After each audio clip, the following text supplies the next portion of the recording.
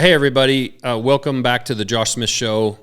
We are going to do another solo podcast here. I had put up a couple of Instagram posts asking you guys to pose your questions, and I thought I would answer some questions on here. It's always a little weird for me being in here solo, but I did actually get some really good questions on here, and I think they're good to address. So one piece of news that I have that's actually very, very exciting is we have actually closed on our property for our future MKC site.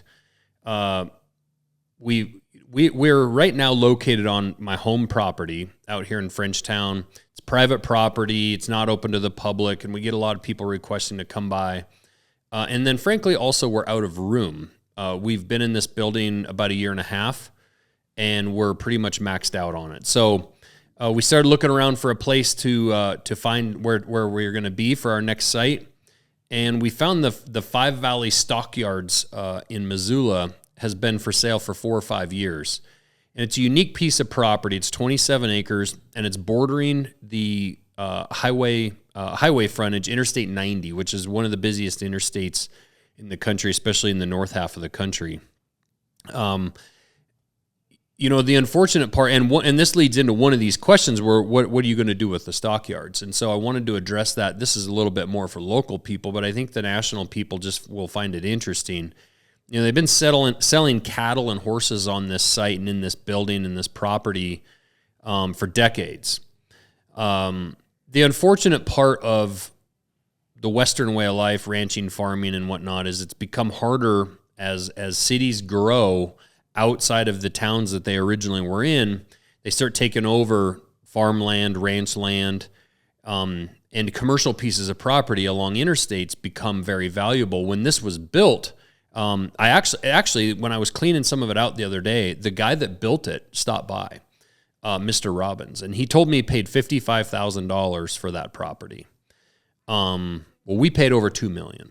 I'll just say that. And that's a pretty incredible change. So if you think about from a business perspective, trying to sell cattle 1 or 2 days a week to pay the bank note on a piece of property like that, it just becomes impossible.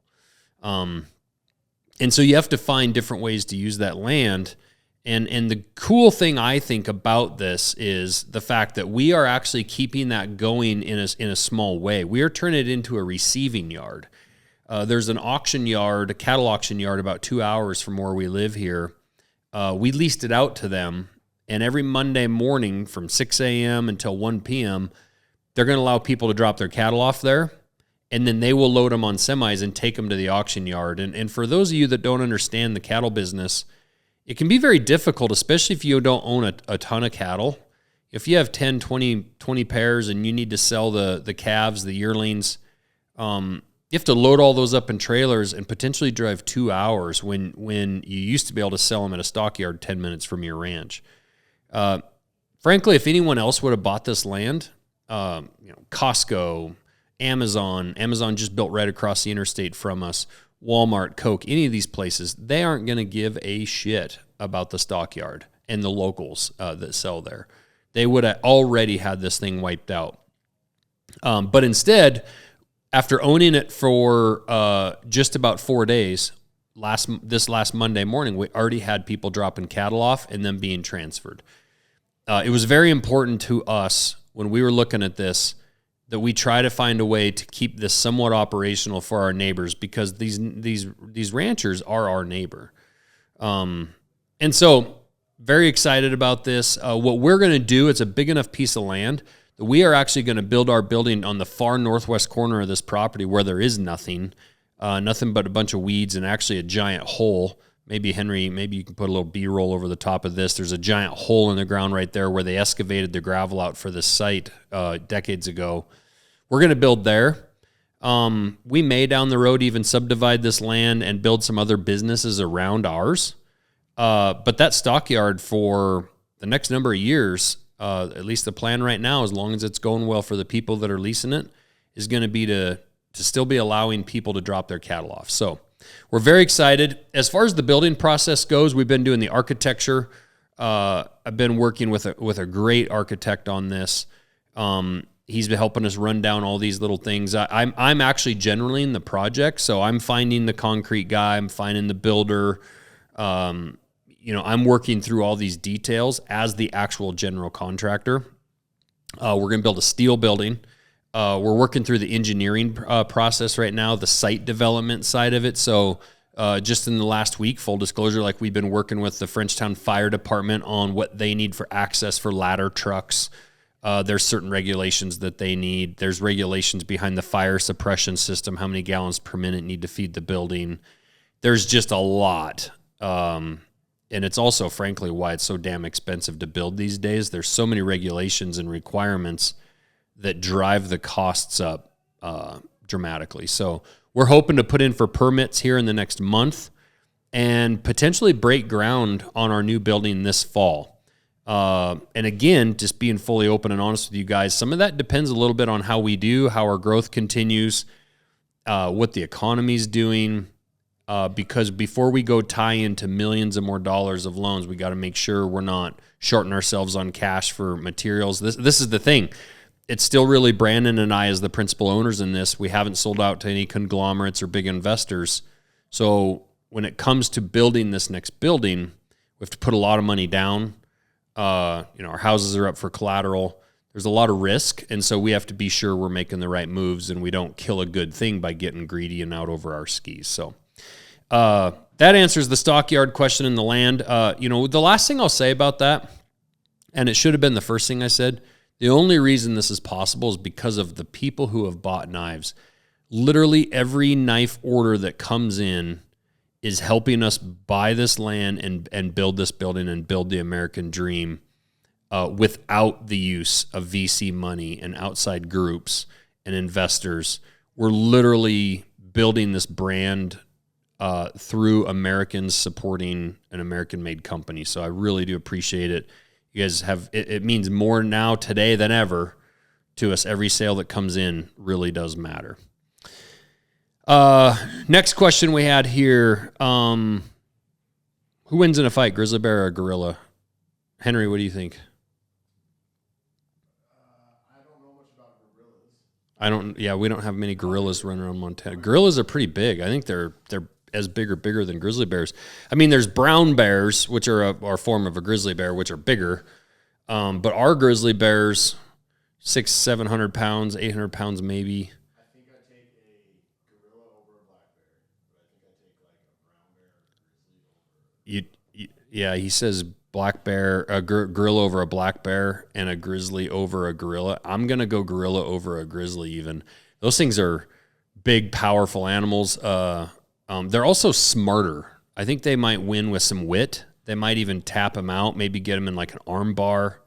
I don't know how much jujitsu the gorillas are into, but like Rogan is mostly part gorilla, isn't he? He's good at jujitsu. So just so you know, the silverback gorilla typically weighs 300 to 400, 500 500 pounds. pound. And about 4'11" to 5'11".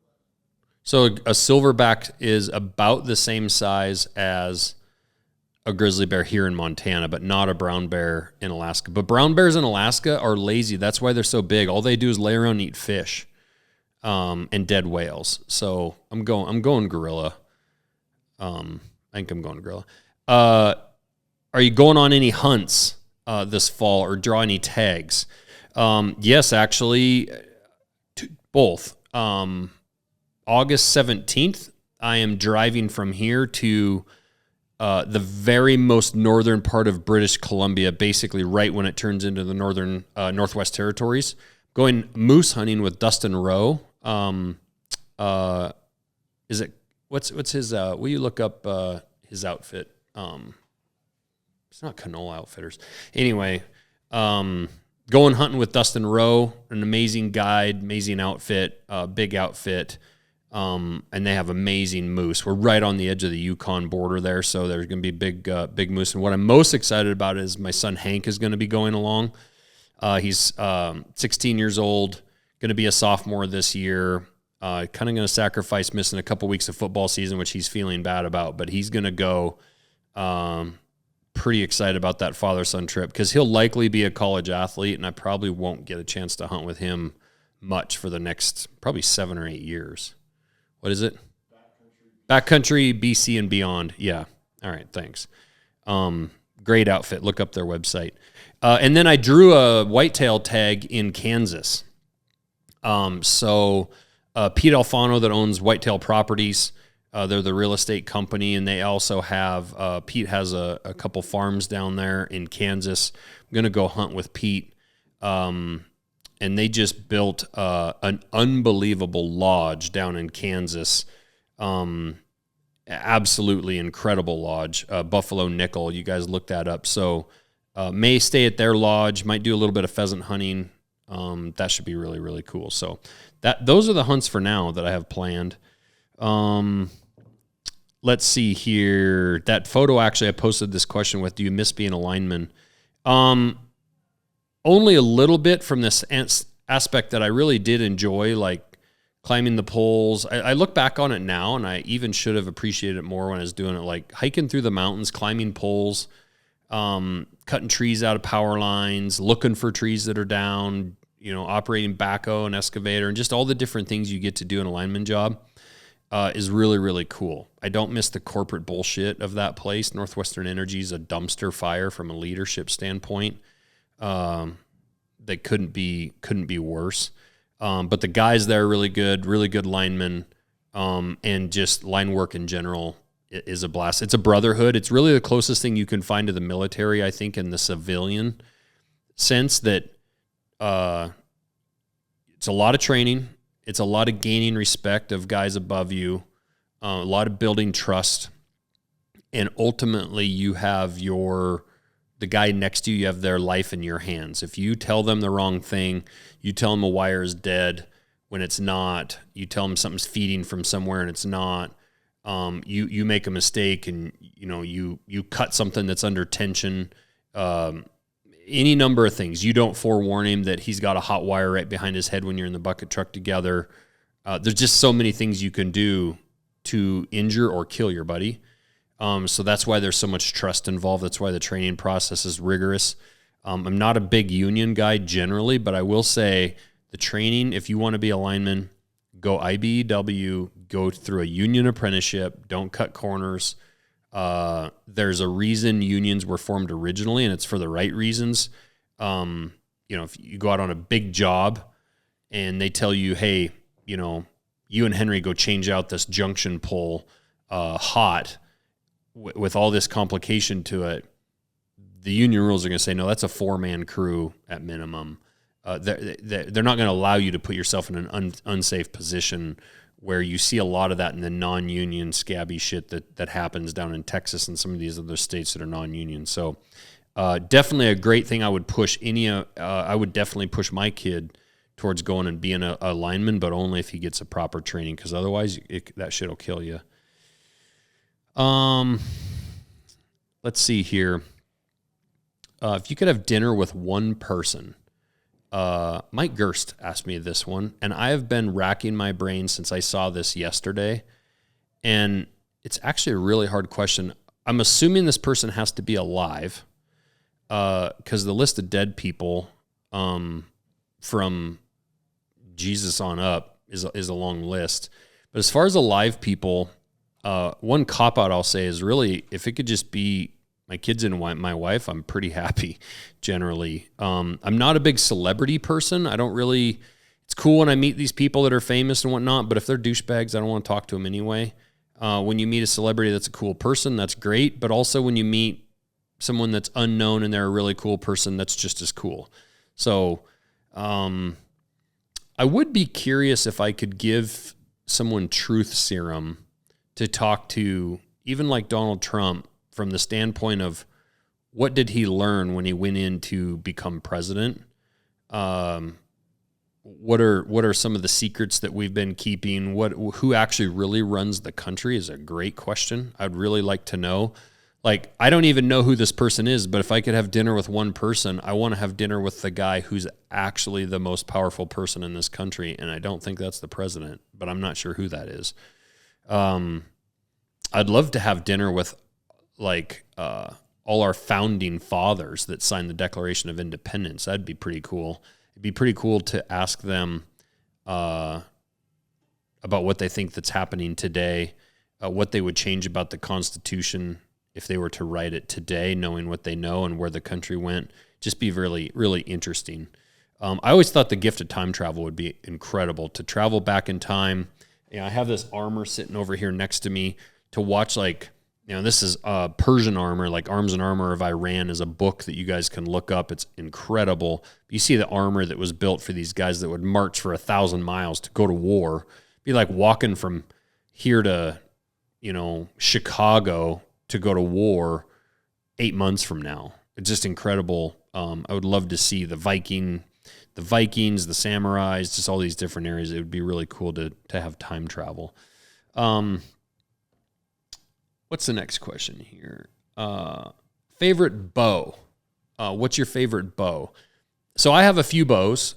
I have an older Matthews VXR that I bought in 2020 when I launched MKC and I was going to my first TAC.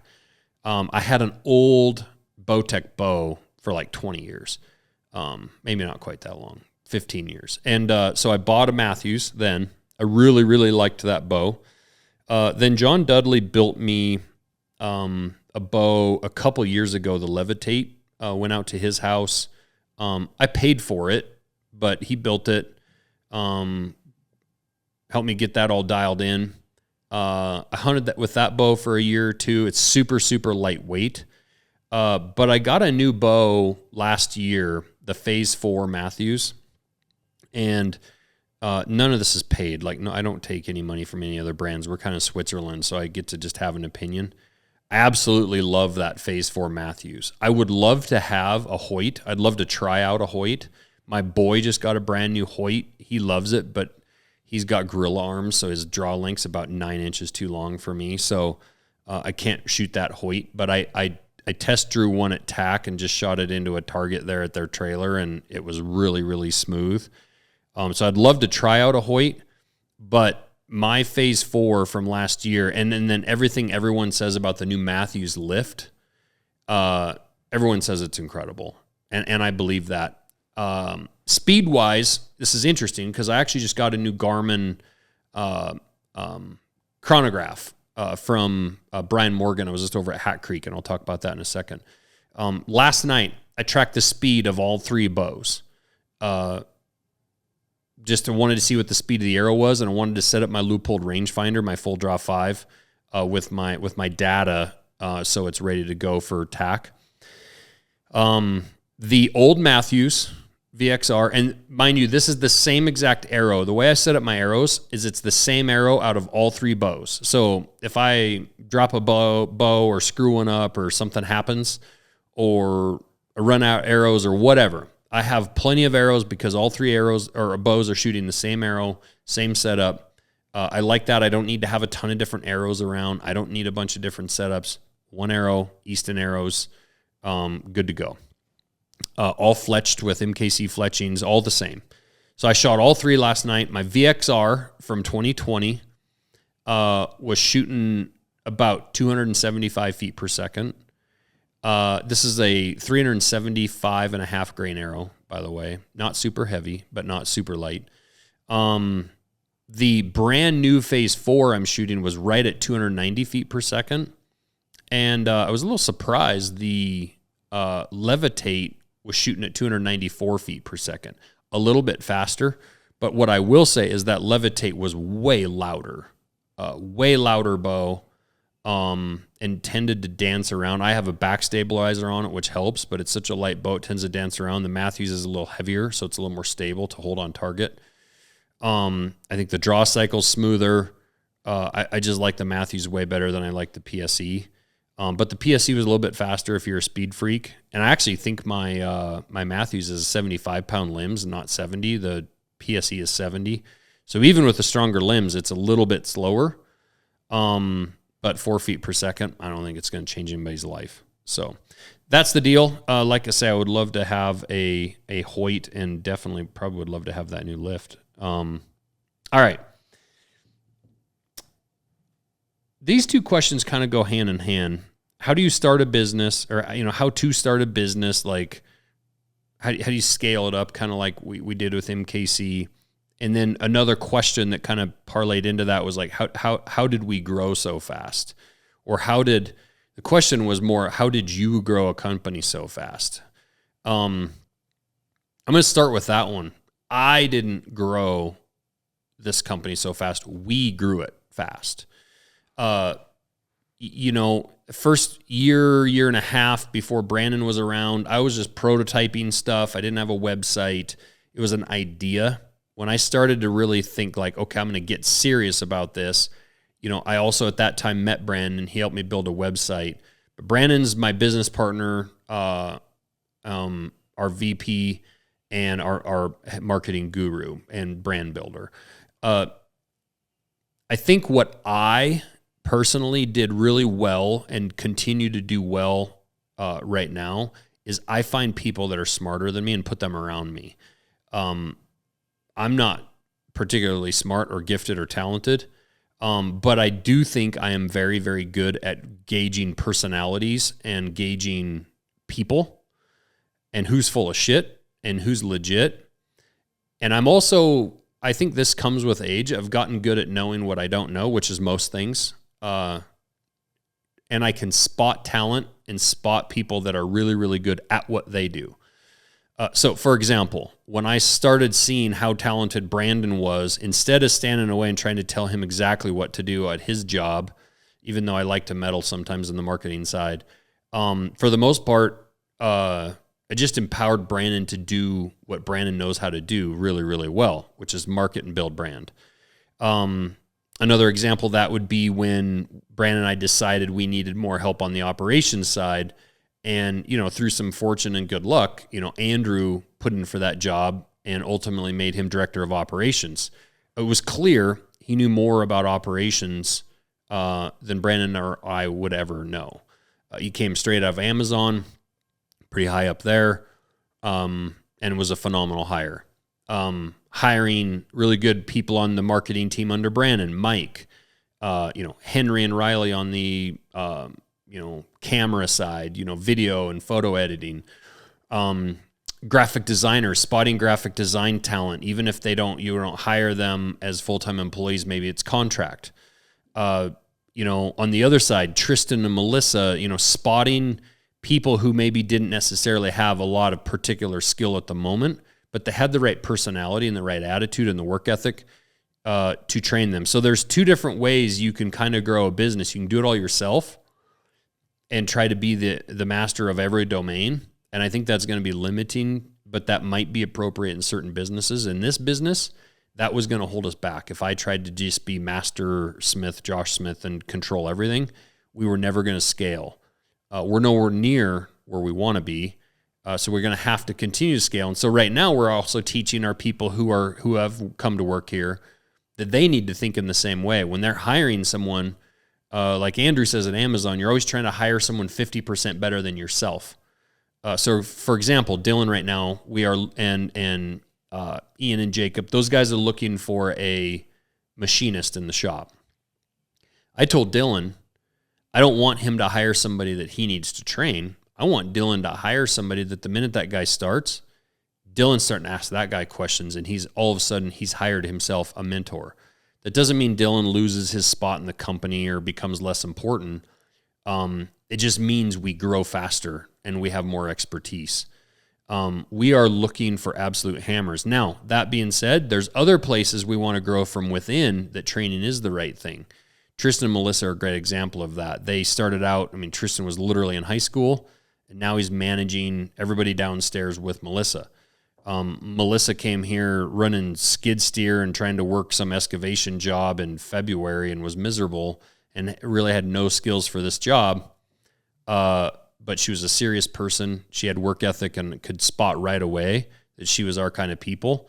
And Andrew has been bringing those two along in the operations side, teaching them how to be leaders.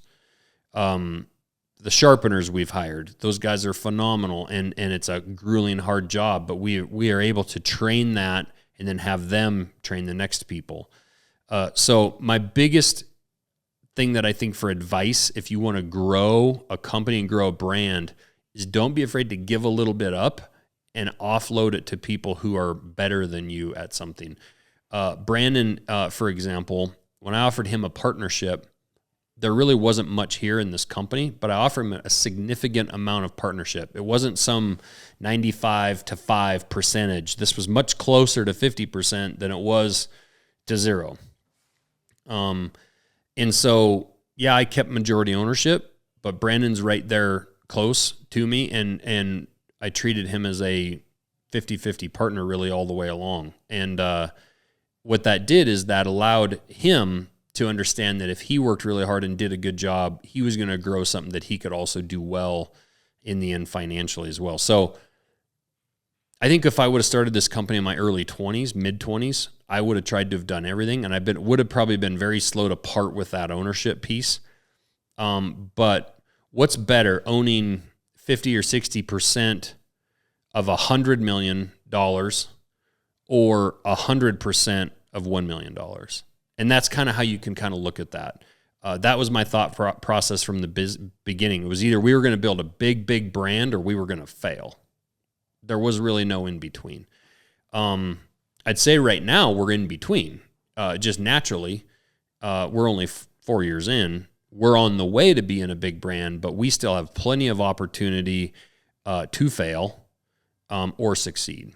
And that's where the decisions we make about who we bring into the company are going to decide and help make us decide if we're going to be a big, big brand someday and catch the big dogs, or if we're going to fail. It all has to do with the people within your company, how you treat them, culture, and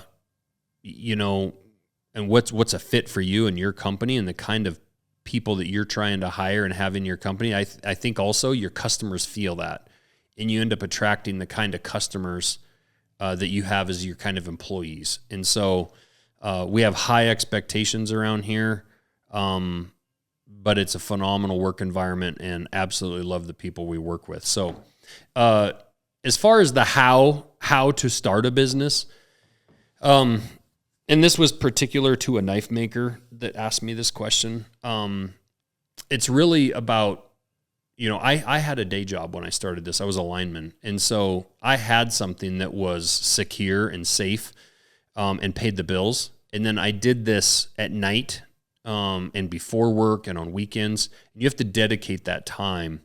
I think it's generally a bad idea to just decide to quit your job and start something new that you thought of last night. Putting in months or maybe even years of work. Brandon was building himself a marketing agency when I had met him, and he had just was getting to the point where he was going to quit his job, and then ultimately did before we really got MKC going.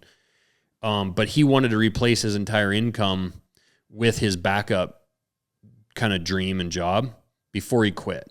Once he achieved that, let's just say, for example, he's making $100,000 a year here. He wanted to make $100,000 a year in his hobby before he made that his job, and then he was going to quit. Then you can grow it from there.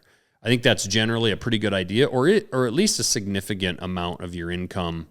I see people say all the time, "You're inspiring me, and I'm just going to quit my job and try this." And it's like, yeah, but you don't even have a website.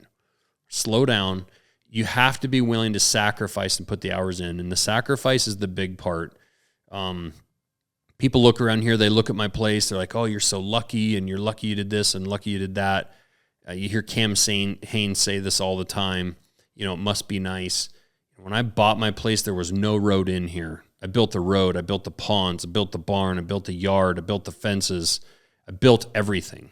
Tore down old sheds and hauled away garbage and old cars and put the underground sprinklers in and did everything on my property. And the same thing with MKC. You have to be willing to sacrifice. And so when I was doing all that work on my property, I wasn't going to football games and I wasn't going to the bar and I wasn't doing a lot of things. I was spending my extra time and money on my property. And the same thing when I built MKC, we were spending our extra time and money doing this, not other things. And so it depends on the kind of life you want to have. If you want to take off and go hunt every single week and you want to sit in a tree stand all weekend for 3 months, that's great. And I fully support that. But you have to understand that then you might not be building your passion and your hobby as efficiently as you could be. I spent a lot of time building this and not a lot of time hunting for quite a while. So those are a few things about how to build a brand or how to build a company. I know I could go on and on about that stuff, but you guys have to be willing to sacrifice. What is Hat Creek training? So people, that's the next question on here. People had seen this week I was over training, learning how to shoot long range with a bunch of snipers. There was third group guys there and some Marines. Hat Creek training is run by Brian and Misty Morgan. Brian was a phenomenal, highly decorated, competition shooter, pistol and rifle. The guy's unbelievable at shooting. And over the years, he started training some military guys and ended up realizing there was a need and ultimately started Hat Creek training, where he has thousands of acres in the mountains of Idaho. Very, very aggressive terrain, straight up and down, from, I want to say he's down around 2,500 feet at the river to 5,000 feet up at the mountaintops in a very short distance. And so he does a ton of training of steep, high angle, odd position shooting. So you're shooting really steep uphill, really steep downhill. You're shooting across canyons, down into creek bottoms where there might be a ton of wind up high and no wind in the creek bottom. The other day we were shooting from the creek bottom where there was barely a breath of wind, and you look up at a target 1,100 meters away and the grass is just laid over and trees just violently shaking in the wind. That's really what the wind was like for the 2 days I was there. It was 14 to 24 to 30 miles an hour wind pretty much the entire time. Zeroed our guns, got some data on them, with the chronograph, put some of that stuff into an app, my SIG app. And I went over there to train for the SIG ARC games. That was another question, is what's the SIG ARC games? It's a competition, kind of celebrity-ish, friendly competition. SIG Sauer asked us to put teams together. So like I'm the leader of our team. Mountain Tough is in it. And several of these different brands. I think the Meat Eater guys are in it. But I think there's like 10 or 12 teams, 3-person teams, and you're going to be shooting pistol, rifle, shotgun, and archery. Everybody on the team shoots all of those. So I chose as my teammates Bo Nickel and Tulsi Gabbard. So those guys are flying in here on Monday, and we're going to go to that. But I needed to get prepared for the long-range shooting piece. So I went to Brian's at Hat Creek, took my SIG Cross rifle that SIG had sent me, their SIG Kilo 8 app, rangefinder, with the app on my phone. I got all my data put in there. We confirmed the dope and had to do just a tiny bit of adjusting to my zero at 800 meters. And for the rest of the next 2 days, I was shooting right alongside those Navy or those Army and Marine snipers. And it was an amazing experience to get to watch Brian teach. I hung in the background a bit. I shot where I could, but the priority, it for sure, is those guys over me and my stupid little thing that I'm doing compared to what those guys are doing. So I learned a ton. And this I gotta say this too. It's easy to watch the news and see what's going on with our government and our candidates and what a dumpster fire all that is. And just keep in mind, the entire time we're fighting over stupid shit and what a boy and a girl is and all this other stuff, there's 17 young 22 to 30-year-old men out at a place like Hat Creek in Idaho training to go to fucking war. So don't forget that. It was kind of stark to me as I'm sitting around. I'm like the old guy in the room at 43 years old, and I'm hanging around a bunch of kids, basically, that are all badass men that are preparing themselves as best as they can to go to war. And as Brian is teaching all this stuff, talking about positional shooting and how do you get a follow-up shot, how do you get your position right, how do you shoot and have the ability to move quickly, because the entire time he's training me, I'm talking about maybe shooting at an elk these guys are talking about shooting at people and getting shot back at. I'm not worried when I shoot an elk that I'm going to need to get up and move. And it just kept hitting me over and over this week of what the training is that they're doing. I'm there to just shoot targets at SIG and hopefully shoot, some big game somewhere in the next few years. These guys are all training themselves for their next deployment. They're not thinking elk and deer. They're thinking people and survivability and saving their buddy. So it's real when you go there. But anyway, Brian and Misty, they put everyone up. They feed everyone. They do some classroom stuff. They talk about gauging your wind, using your kestrels, how to position yourself and be able to see your bullet trace in your scope. That way, if you miss at 1,200 meters, you can take another shot if you misjudge the wind. Just a lot of really great stuff. So when he puts on civilian courses, I highly suggest, highly suggest that you guys try. Whatever it costs, go take a course from Brian. I walked away from there after a day and a half. I didn't stay the whole time. I think those guys are there for 4 or 5 days. I was there a day and a half, and I walked away so much better than I've ever been. Like, legitimately cannot believe how good I was shooting, and it was really all, frankly, completely all due to Brian's training, and that SIG cross gun can really shoot like a bastard. I was really impressed with that little gun. So that's what Hat Creek training is. They have amazing people that work there. Jordan, that was working there, he, ex, Ranger. They've got Jeff that works there, badass Green Beret, and a bunch of other guys. They're amazing people. So anyway, last thing I had was favorite. Went with bow, but favorite rifle. I'm not some foremost expert on guns, to be honest. I just learned a lot this week at Hat Creek. That SIG Cross was really cool. I really love my new nozzler. I have a 28 nozzler that is amazing. I need to get a little bit of dope on it. I need to get a suppressor for it, get it set up a little bit more. But when I was shooting that thing, I was very, very impressed with that gun. I have a sentimental favorite, but definitely not my favorite that I just choose to go hunting with right now. But my 300 Win Mag is a Dakota Arms 300 Win that I had made when my kids were little, and I got to choose the serial number on it. And I chose the first initial of my kids' name and their ages at the time. It was like D8, S6, H4, whatever. I'm not going to give the whole serial number out. But anyway, it was really cool, and that's kind of a sentimental gun. I have a gun that I won at Rocky Mountain Elk Foundation banquet, 7mm Remington Mag, when I was probably 16 years old. Donated a knife to an Elk Foundation banquet up in Sealy Lake. And actually a lady at our table won the gun. She wasn't going to use it. So she offered it to me in trade for a knife for her husband, which I quickly went home and made and did that trade and was stoked. So shot a couple elk with that, which was really cool. And then my other favorite guns, Seekins, the Seekins Precision stuff. I have one of their ARs. We just got a shotgun, and I'm hoping to maybe have them build me a 300 PRC soon.